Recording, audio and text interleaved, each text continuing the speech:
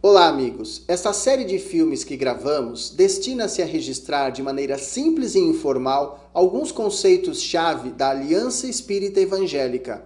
Portanto, dirige-se a pessoas que se interessam pela proposta da Aliança como um programa de ação do espiritismo religioso que pode contribuir significativamente para o progresso social.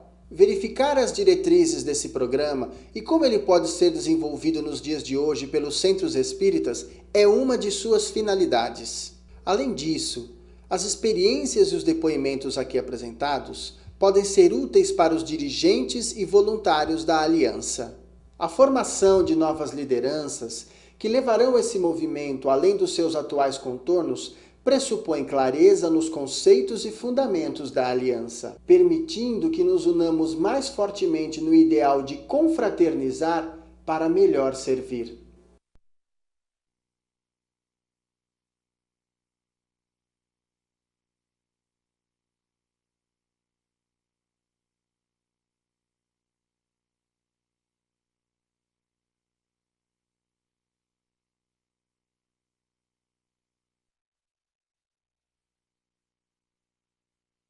Eu posso dizer que em 1940, verificando que a necessidade da organização da federação exigia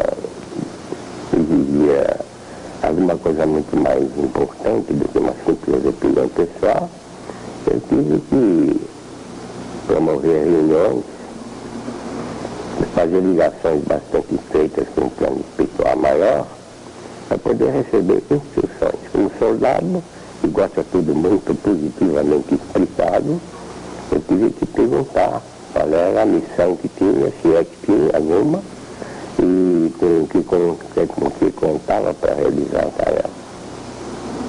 Esse é o ponto, então, em que eu iniciei as minhas atividades, recebendo, então, da direção nacional, que é representada por INEA, a missão de organizar no país as bases para a prevalência do espiritismo religioso. A história do espiritismo pode ser dividida em duas etapas, antes das escolas e depois das escolas. As escolas promoveram uma verdadeira revolução, trazendo a doutrina, trazendo a prática para as verdadeiras bases doutrinárias. Essas bases foram organizadas depois. A Escola de Aprendiz do Evangelho é uma delas. E, aliás, é a principal. Porque realmente nesse campo não se pode confiar somente no esforço individual. Porque o homem atual é muito trabalhado por elementos negativos, elementos distorcivos, elementos retardadores, e sem uma orientação firme, sem um amparo bastante grande que uma escola dessa pode dar, ninguém consegue se evangelizar, a não ser com um sofrimento muito grande. Mas quando se trata de um movimento assim de larga amplitude, nós não podemos contar com sofrimento. A Escola de Aprendizes do Evangelho é um processo de iniciação espírita. A escola, ela teve a sua origem, nós precisamos contar um pouquinho do surgimento da proposta da escola. No início dos anos 40, o Armon, estando como secretário-geral da Federação Espírita do Estado de São Paulo, implanta um trabalho sobre a orientação do plano espiritual, que é o trabalho de vibrações coletivas. Esse trabalho teve uma repercussão muito grande para a sustentação durante a Segunda Guerra e se aproximaram diversas entidades de alta hierarquia para um trabalho conjunto na FESP. Uma das entidades que se aproximaram foi a Razin, que começou a trabalhar mais de perto com o comandante e foi desenvolvendo então a ideia de que o Espiritismo teria como objetivo a evangelização de seus adeptos. Isso culmina com uma proposta da Escola de Aprendizes do Evangelho em 1950. Historicamente, o comandante convocou os voluntários da FESP naquela ocasião para uma reunião em 29 de abril. onde ele lança o plano convite. Eu sinto que dentro desse processo, né, do surgimento da escola de aprendizes do Evangelho, alguma coisa muito bonita é perceber o potencial que o ser humano tem para vencer as suas limitações e desenvolver-se em amor.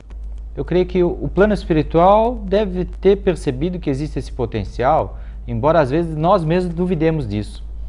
E ao perceber que havia meia dúzia de pessoas preocupadas em doar para a guerra, para aqueles campos da destruição na Europa, pelo pensamento, pelo coração, oferecendo o seu amor, viram ali um potencial. E também perceberam que nesse contraste entre as guerras, as dificuldades sociais, etc., aquilo que nós podemos desenvolver, perceberam que, olha, isso não vai mudar enquanto a humanidade não conhecer Jesus. E por trás disso existe algo muito importante. Conhecer Jesus não é conhecer a sua biografia. Jesus é o mais biografado, é o mais retratado, é o mais filmado, sua vida é a mais escrita. Porém, o coração das pessoas não conhece a mensagem de Jesus. Nós ainda não demos espaço em nosso coração para ela. E acho que é isso que o plano espiritual via, um grupo de pessoas que tinha a condição de juntos se unirem para tentar absorver, tentar captar essa mensagem. Porque ela não exige simplesmente o intelecto, decorar datas ou fatos, ela exige vivência. Exige uma mudança no jeito de ser, no jeito de sentir, de nós nos relacionarmos com as outras pessoas. Isso exige um esforço muito grande. Então eu acho que essa reunião do dia 6 de maio de 1950, muitas pessoas devem ter vindo assim um pouco intrigadas, mas o que nós vamos fazer? Nós vamos estudar a vida de Jesus? Nós vamos estudar o Evangelho? Isso nós já fazemos há muito tempo, mas não era bem isso, né? Era um processo de vivenciar o Evangelho, é alguma coisa que todo mundo fala na teoria, né? Reforma íntima as pessoas falam na teoria desde que a codificação tornou isso claro, em preto e branco, né? Assim, preto no branco, melhor dizendo. Porém, como faz? Como é que a gente organiza um meio de criar espaço em nossos corações para o Evangelho? Então, a escola se propôs a trilhar esse caminho, e é isso que é a escola, o caminho para que o Evangelho seja uma parte da vida das pessoas. Quando a gente ouve a palavra escola, a nossa mente vem 40 carteiras, um bando de crianças, um professor, uma lousa, um quadro negro ensinando tabuada, ensinando conjugar verbo, né? Então isso é algo comum, porque o século XX nos ensinou a conceber a escola como isso. Melhor, o século XIX, né? A segunda revolução industrial precisava alfabetizar pessoas em massa na Europa. Até a Renascença só os nobres sabiam ler e escrever, porque tinham dinheiro para contratar professores. E chegou uma época que precisava de gente que soubesse ler e escrever em grande quantidade. Os alemães inventaram a sala de aula, e isso batizaram o nome de escola. Só que escola era um termo grego antiquíssimo, e dizia a respeito a discípulos em relação com um mestre de sabedoria.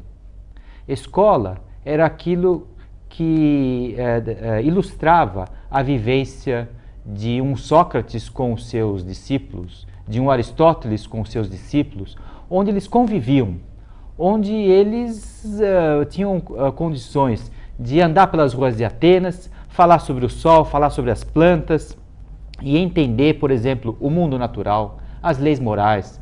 E isso eram as escolas, a escola do Platão, a escola do Sócrates, eram escolas nesse sentido de entender o mundo, vivenciá-lo para consolidar a sabedoria. Esse termo se perdeu. As escolas de sabedoria se perderam. E havia necessidade de entender o Evangelho de Jesus com esse modo vivencial, que não existia mais. A escola, no século XX, significava esse outro conceito, que era uma sala de aula. Então, como ir em busca daquele conceito inicial, né? Como ir em busca de algo mais vivencial? Jesus foi o modelo, porque ele foi o mestre dos mestres. Quando surgiu Jesus, nenhum outro mestre de sabedoria foi mais necessário, porque ele modelou o processo da escola andando com os seus discípulos às margens do lago Tiberíades, nas ruas de Cafarnaum.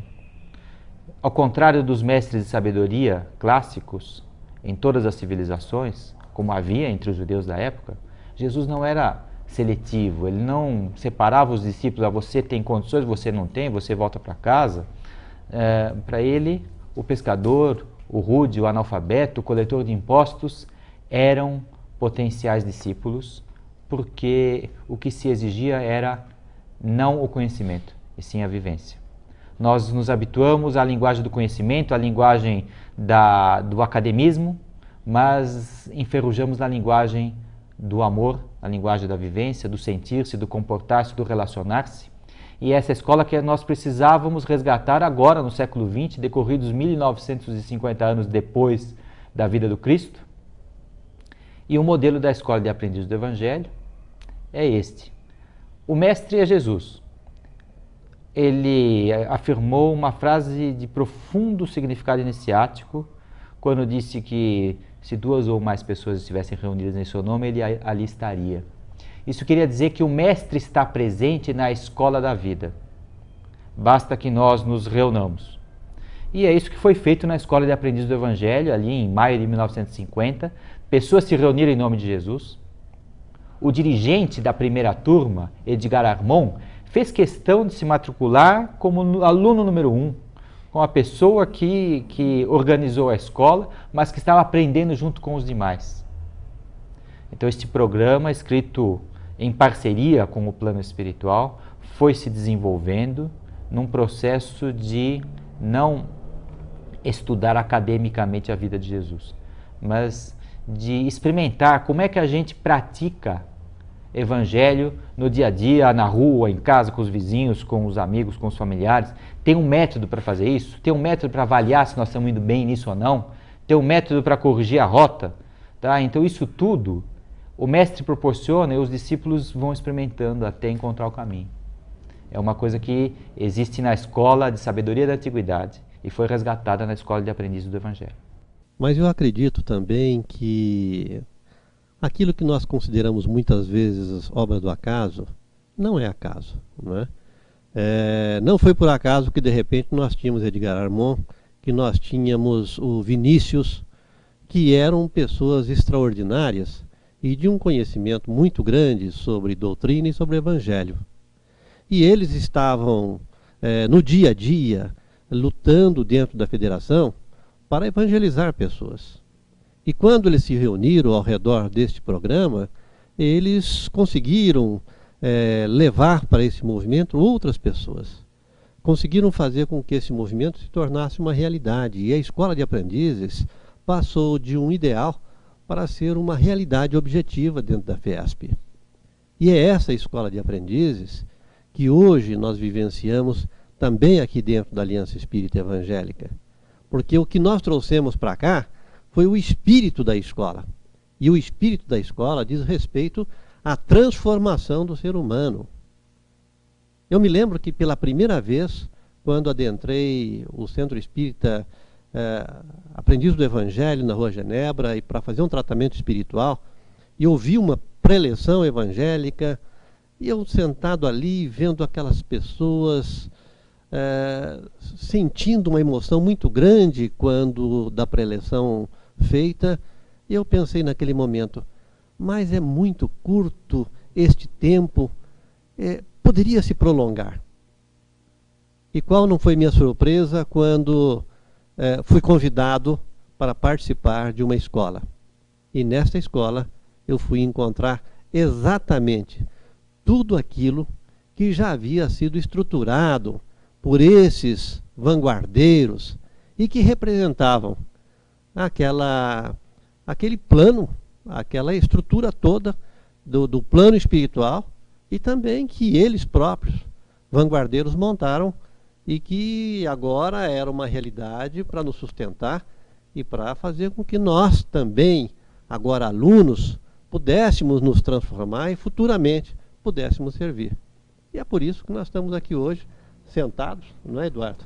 Fomos alunos, somos aprendizes eternos, servidores de todos os momentos e pretendemos a cada dia honrar a FDJ sendo também discípulos na humildade e na verdade, na justiça e no amor, enfim, as lições do Cristo estão aí e cabe-nos dar testemunho delas. Então é interessante o que o Lisânio está comentando, a confluência de lideranças expressivas no espiritismo religioso. Então, de fato, né, pensar que havia aí reunidos um Pedro de Camargo, um Carlos Jordão, um Militão Pacheco, eram pessoas que pregavam, falavam, viviam, dedicavam-se, então uniam o conhecimento à prática. E isso formou o ambiente necessário para que a Escola de Aprendizes do Evangelho tivesse muitos expositores, e é isso, ela vem a contribuir decisivamente com o Espiritismo, porque o Espiritismo é a doutrina do tríplice aspecto. E em ciência e filosofia, eu creio que conquistamos uma série de grandes realizações. É só ver a imensidade da produção literária até hoje da doutrina espírita. O campo religioso é o campo cujo desafio é o da vivência. Então, estes grandes corações que realizaram grandes obras a benefício do próximo, aliaram teoria e prática, ajudaram as primeiras turmas da Escola de Aprendizes do Evangelho a encontrar um caminho para a vivência do Espiritismo nesse aspecto religioso, nesse aspecto que é o grande desafio para o ser humano, né? E isso certamente contribuiu para que o desenvolvimento do Espiritismo pudesse se dar em bases seguras,